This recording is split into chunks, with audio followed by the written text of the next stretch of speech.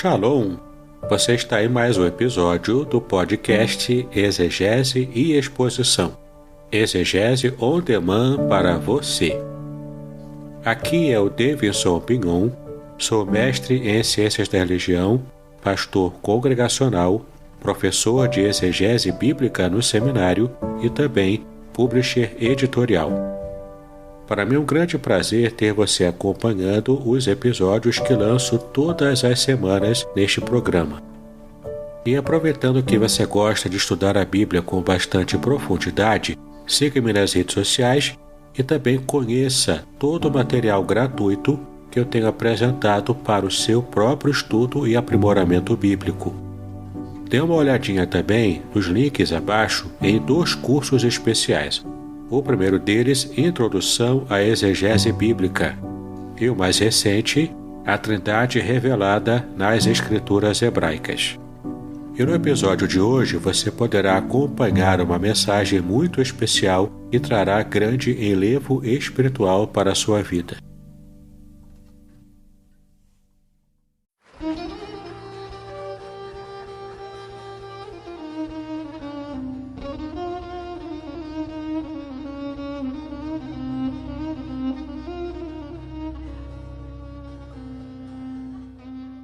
Shalom! Quero falar sobre o livro Revelações Originais do Salmo 23. Nesta obra, o reverendo Davidson Pignon nos convida a minerar pepitas de ouro escondidas no rico solo do Salmo 23. Todo livro é melhor compreendido em seu idioma original, em sua época original e em seu local original. Estamos distantes dos 3 no que diz respeito à Bíblia. Assim como o pastor guia as ovelhas, o reverendo tomará pela mão e o guiará em todo o trajeto para entender o Salmo 23 com todas as suas nuances que, infelizmente, se perdem em português.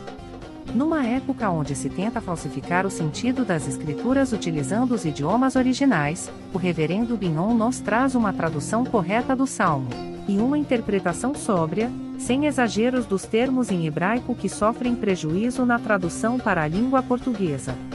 Coisa horrível é comprar bijuteria pensando ser joia rara. Aqui não é o caso. Realmente você aprenderá a minerar pepitas de ouro com este livro. As minhas já estão guardadas no cofre. Você se surpreenderá e se emocionará com a profundidade dos sentidos das palavras do Salmo 23. Espero que este livro seja um refrigério para a sua alma, assim como foi para a minha.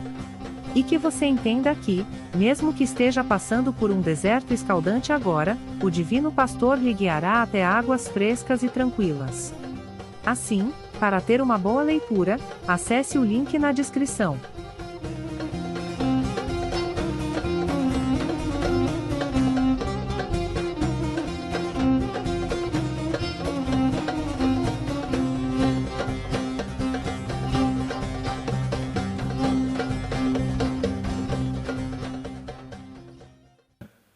Mateus 6, de 25 a 34, que diz o seguinte: Por isso vos digo que não andeis ansiosos pela vossa vida, quanto ao que haveis de comer ou beber, nem pelo vosso corpo, quanto ao que haveis de vestir.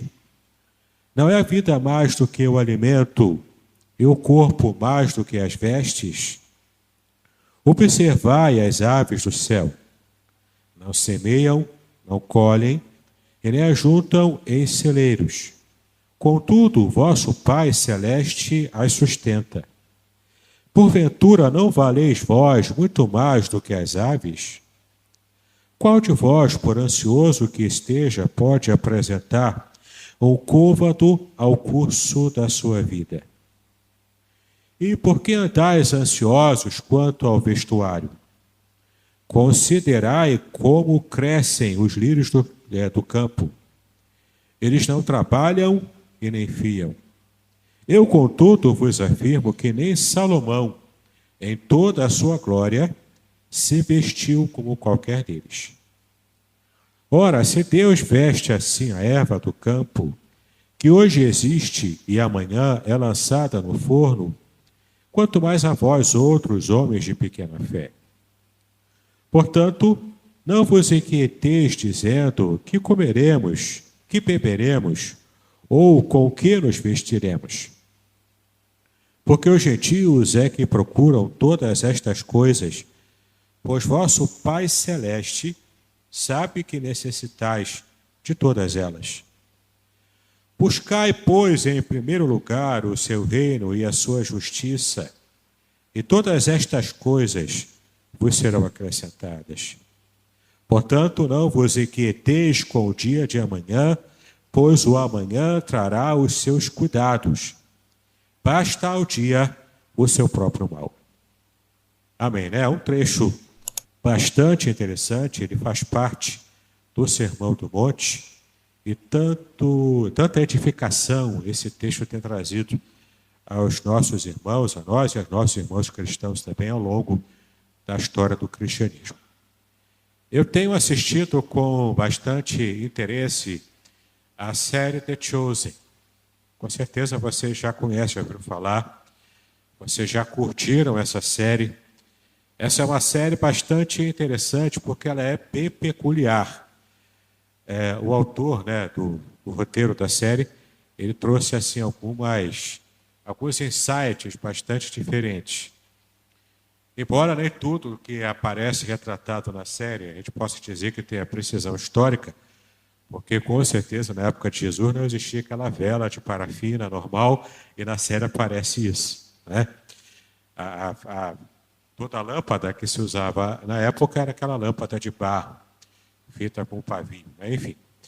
Mas apesar dessas discrepâncias históricas, a gente consegue perceber que essa série ela tem alcançado o coração de muita gente, ainda mais agora, que eu soube, né? Nós soubemos que o Silvio Santos, pelo SBT, comprou os direitos de exibição dessa série e em breve ela estará sendo também exibida no canal aberto da televisão. Então, com certeza ela vai aumentar ainda mais o seu lastro, né, de alcance para chegar a muitas vidas, né, que gostam de uma boa série bem produzida, bem trabalhada. Bom, esse texto aqui, que é registrado pelo evangelista Mateus, a gente conhece a história de Mateus, que inclusive nessa série The Chosen ele é retratado como tendo algum nível do aspecto autista.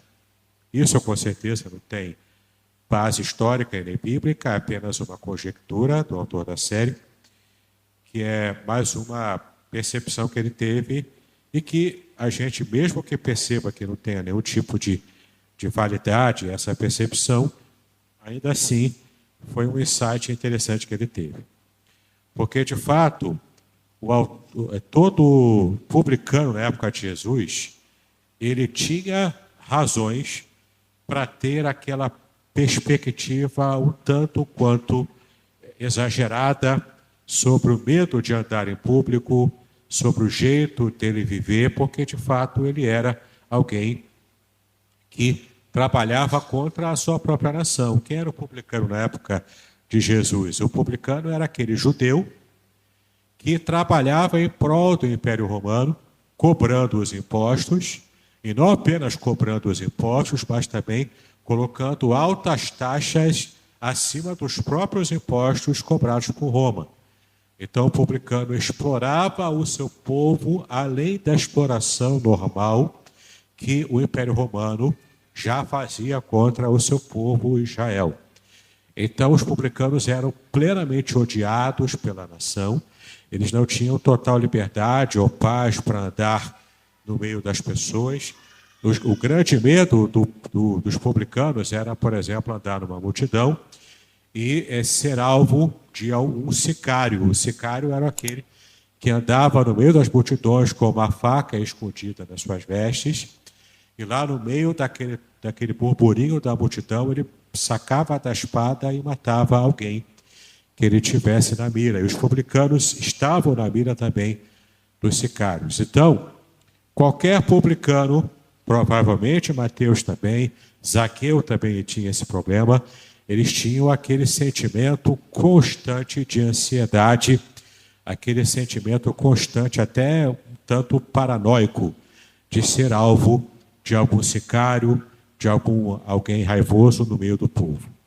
Então o que acontece aqui é o seguinte: quando Mateus escreve essa parte que Jesus fala sobre a ansiedade, assim como qualquer publicano, ele sabia do que estava falando. Esse sentimento de ansiedade, esse sentimento de insegurança pessoal era muito comum, tanto para o publicano quanto também para qualquer judeu pobre mesmo da Palestina daquele primeiro século. A grande questão aqui é que a gente percebe que Jesus fala ao coração daquelas pessoas com uma propriedade muito grande, porque o Senhor Jesus, sendo Deus encarnado, ele estava aqui também experimentando todas as agruras emocionais que nós, seres humanos, enfrentamos. Então, ele ataca aqui nesse texto, nessa preparação que ele teve nesse Sermão do Monte, e é também interessante, inclusive, na série The Chosen, a gente vê o quanto eles retrataram Jesus se preparando para o Sermão do Monte. É bem interessante também essa parte. Mas o que eu quero mostrar para vocês aqui é que Jesus está falando aqui sobre um mal que ainda afeta a cada um de nós em pleno século XXI. Esse mal chama-se ansiedade. E essa ansiedade, esse sentimento de ansiedade, ele tem o foco em algumas questões pessoais. Por exemplo, quando a gente sente ansiedade, a gente percebe que a ansiedade é o excesso de futuro em nossa mente, em nosso coração. Então, quando a gente fica inseguro quanto ao futuro, aí entra e se instala a ansiedade em nossa mente.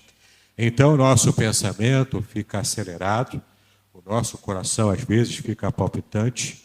Alguns que têm problemas cardíacos podem sofrer taquicardia ou a aceleração dos batimentos cardíacos. E isso tem toda uma série de problemas que afetam, inclusive, a saúde. Então, a ansiedade como excesso de futuro é o contrário da depressão, porque a depressão é o excesso de passado. Então, a gente vai percebendo que as pessoas que ficam muito presas ao passado acabam entrando em um estado de depressão profunda, de uma tristeza profunda na alma. Isso vai afetando, inclusive, também a sua saúde. E enquanto a ansiedade é esse excesso de futuro que demonstra, na verdade, uma coisa que o próprio Jesus disse aqui, que é homens de pequena fé, ou seja, falta de fé. A ansiedade é o espelho, é o resultado de uma coisa chamada falta de fé. E nós já vamos trabalhar esse conceito em breve.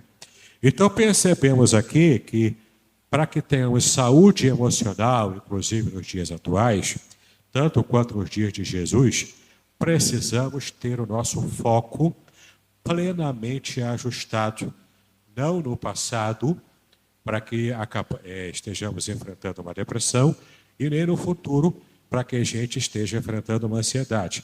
Mas o nosso foco precisa estar ajustado em cada situação da vida presente. Quando enfrentamos cada dia, enfrentando o mal próprio, a porção de mal que precisamos enfrentar naquele mesmo dia, a gente então aprende com o Senhor a administrar os nossos problemas. E aqui vem uma coisa muito importante, que é um princípio que esse pessoal coaching tem percebido hoje em dia e tem ensinado, mas Jesus já falava isso há mais de 2000 anos atrás. Nós precisamos aprender a administrar os nossos problemas, as nossas preocupações por porções diárias. Então não adianta eu querer trazer uma multidão de problemas para resolver tudo de uma vez só, tentando abraçar o mundo inteiro de uma única vez. Ninguém consegue fazer isso. O que eu preciso aprender, então, é focar a minha mente em um problema de cada vez. Um problema em cada momento. Um dia que vai trazer o seu próprio mal daquele dia, eu vou focar em resolver aquele problema daquele dia, um por vez. Quando eu faço isso, eu consigo, então, traçar grandes desafios e resolver grandes problemas quando eu vou parcionando esses problemas grandes em problemas menores ou em etapas menores. Então, é isso que o Senhor Jesus estava nos ensinando. Porque nessa seção aqui do texto do Sermão do Monte, a gente percebe que existem 3 palavras-chave que aparecem aqui, e essas 3 palavras-chave nos ajudarão a vencer qualquer tipo de ansiedade que possamos estar enfrentando. A primeira palavra-chave está no versículo 30, quando Jesus faz referência aqui, ele diz aqui, homens de pequena fé. Então ele fala aqui sobre a ansiedade pelo que haveremos de comer ou beber, e aqui Jesus não está falando em ansiedade por coisas supérfluas, porque ninguém aqui de Niterói ou de São Gonçalo fica ansioso porque não conseguiu ainda comprar o seu jatinho particular. Ninguém aqui em Niterói ou São Gonçalo fica ansioso porque não conseguiu comprar um iate, ou pelo menos porque ele tem um iate menor do que o iate do vizinho. Entende o que eu quero dizer? A ansiedade aqui na época de Cristo e ainda hoje, a ansiedade acontece por preocupações legítimas, por necessidades básicas e, portanto, legítimas da vida de todo ser humano. Por isso que Jesus se refere aqui, no versículo 30, ele fala o seguinte: ora, se Deus veste assim a erva do campo, que hoje existe e amanhã é lançada no forno, quanto mais a vós outros, homens de pequena fé. Então ele faz uma referência aqui a uma fé pequena que ela aparece por quê? Porque ela é o resultado da ansiedade que se instalou no coração de alguém que, na verdade, não confia em Deus. E aqui é uma questão importantíssima, porque o conceito de fé está plenamente atrelado ao conceito de confiança em Deus. Então, se eu confio em Deus porque eu convivo com Ele, porque eu sirvo a Ele, porque eu o conheço bem, se eu me agarro a Deus, e esse meu ato de agarrar-me a Deus tem que ser um ato consistente, tem que ser um estilo de vida. A fé aqui que Jesus se refere não é apenas a declaração de fé. Às vezes uma declaração superficial da boca para fora.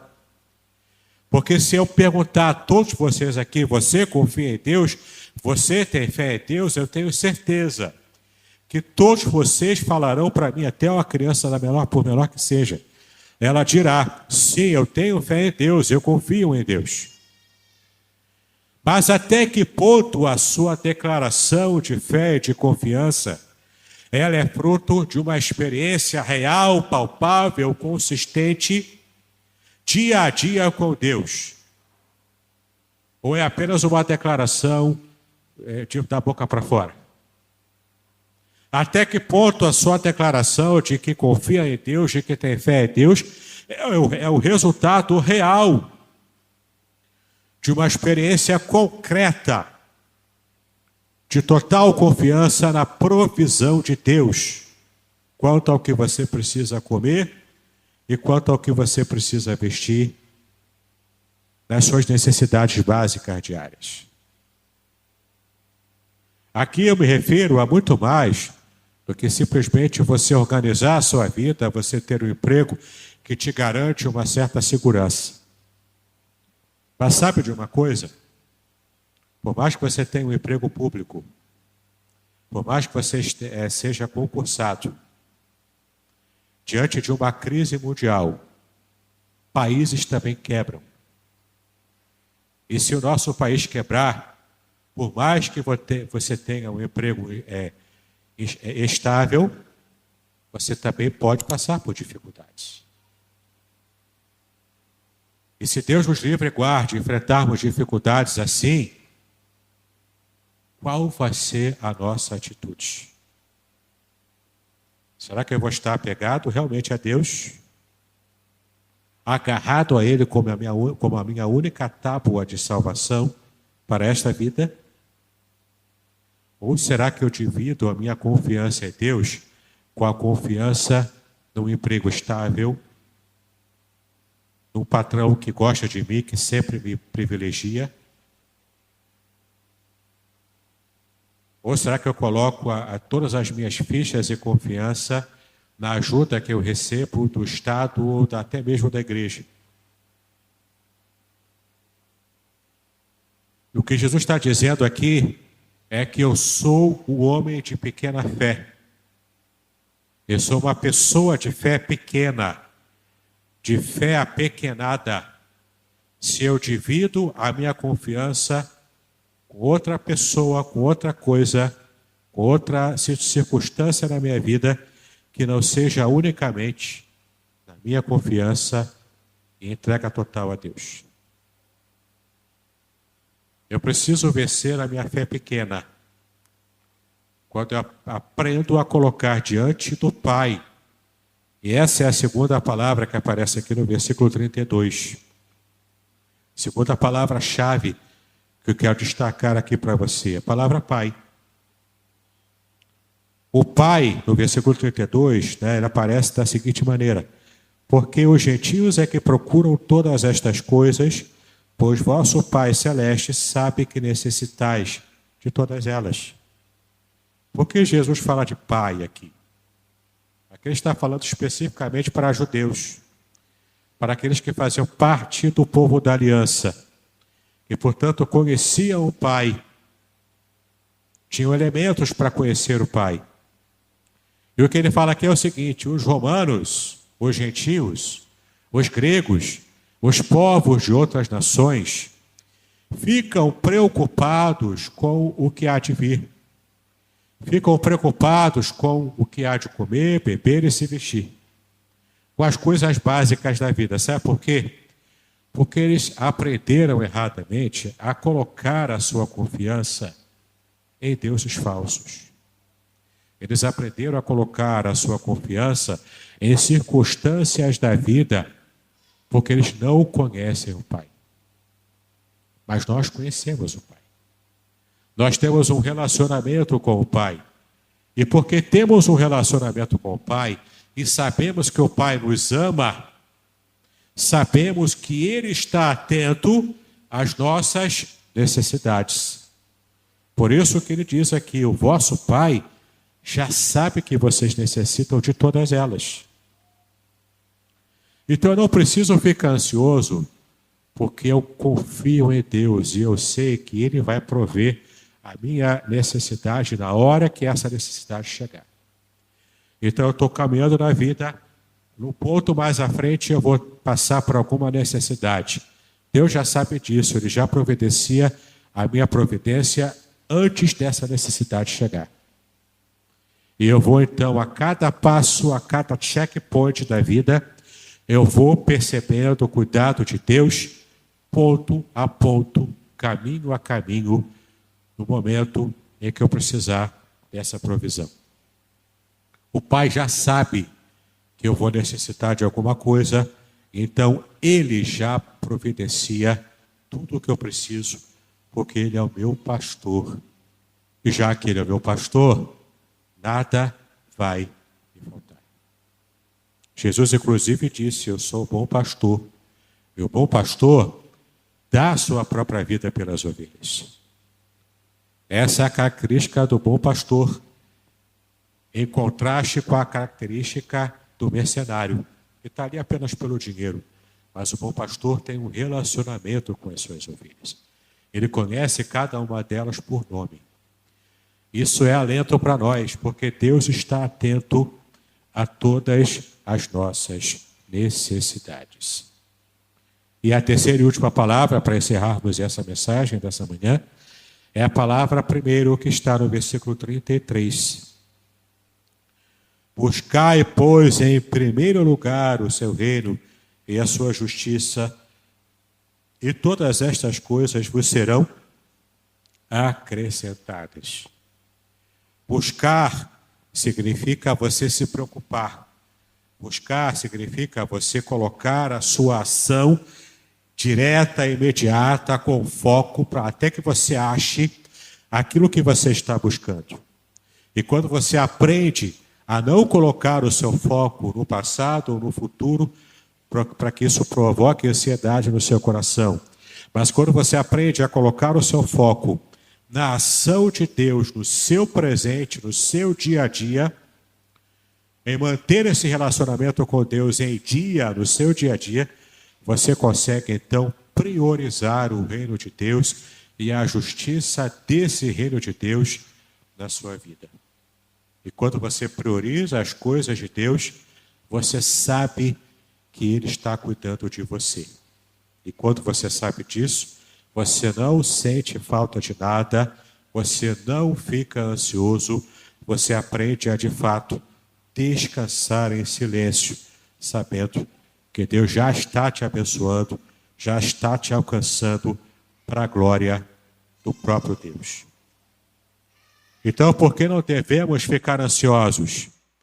Literalmente porque o amanhã cuidará do próprio amanhã. Ou seja, todas as preocupações pelas lutas do dia a dia devem ser abandonadas pelo servo de Jesus, porque ele está completamente entregue e confiante em alto grau de fé na provisão e na bênção do Senhor sobre a sua vida. Que nesse momento que eu possa entender que se eu tiver fé em meu Pai, se eu colocar em primeiro plano o reino de Deus e também perceber que Ele cuida de mim, Ele suprirá então todas as minhas necessidades. Que Deus possa abençoar-nos, que Deus possa falar abundantemente ao nosso coração e que se há algum vestígio de ansiedade na sua vida, que nessa manhã você possa receber essa palavra, guardá-la no seu coração e saber que apesar de suas preocupações, o Senhor cuida de você. Amém? E se Deus é por você, quem será contra você? Guarde isso no seu coração. Que Deus nos abençoe. Em nome do Senhor Jesus Cristo, vamos adorar ao Senhor. Prepare-se para uma jornada única e transformadora.